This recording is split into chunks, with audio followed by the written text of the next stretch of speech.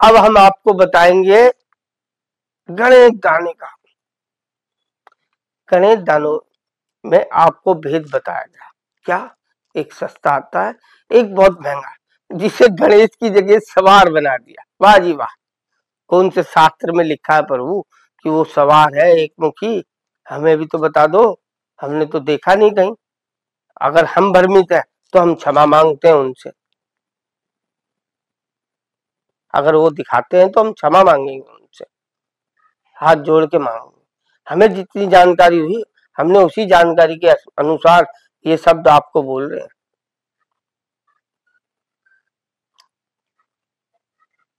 पर आप भगवान को भगवान का स्वरूप समझ के खरीदिए, एक मुखी समझ के मत खरीदिए, क्योंकि एक मुखी धरती पे एक मुंह का व्यक्ति बचा ही नहीं।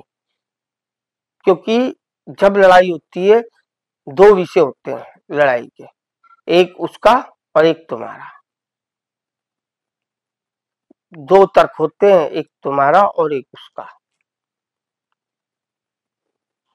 तो आप ये समझिए, जब गणेश दाने में किसी में बारीक सूंड होगी, क्या वो गणेश होगा? और जिसमें वो मोटी निकल गई तो वो एक मुखी होगा? ये क्या मतलब? ये मेरे मेरे भोलेनाथ तो ऐसे नहीं करने वाले किसी के साथ अनर्थ।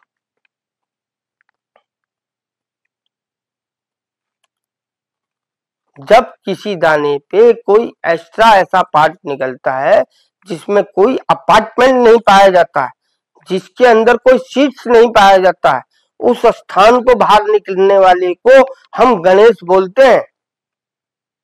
पर जिसमें बीज पाया जाए उसे दुर्लभ बोलिए आप, कोई दिक्कत नहीं है।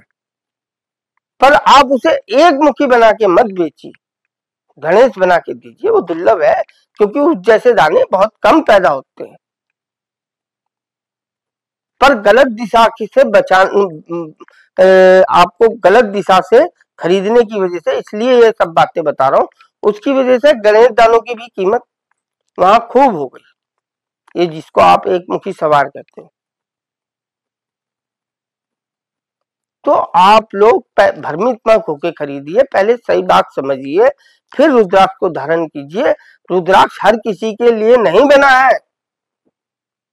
रुद्राक्ष उसी के लिए बना है जब भगवान कृपा करता ना, हजारों वर्षों का पुण्य जागृत होता है, तब हृदय में रुद्राक्ष पहनने की इच्छा जागृत होती है।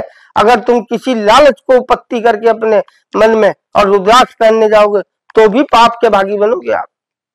अगर आपकी हृदय से पहनने की इच्छा होती है, अगर कोई बताता है तो आप जरूर पहनिए। वो तो इतना सा भी छल बर्दाश्त नहीं करता, वो शिव है, आप समझ लीजिए, इतना सा भी। मैं ये इसलिए बता रहा हूं, मेरी ये जो जिंदगी है ना, इन्हीं उथलों पुथलों में गुजरी है, और मुझे सहारा देने वाले ना ये है। मैं कोई साधु सन्यासी या कथावाचक नहीं हूं।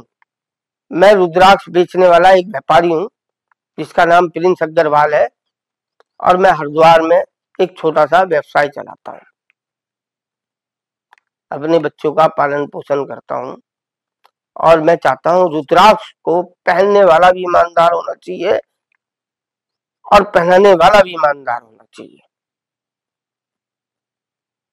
तभी आप रुद्राक्ष एक असली खरीद पाओगे, नहीं तो आपको सिर्फ पैसे के मोल तोल में ही रख देंगे लिपेट के।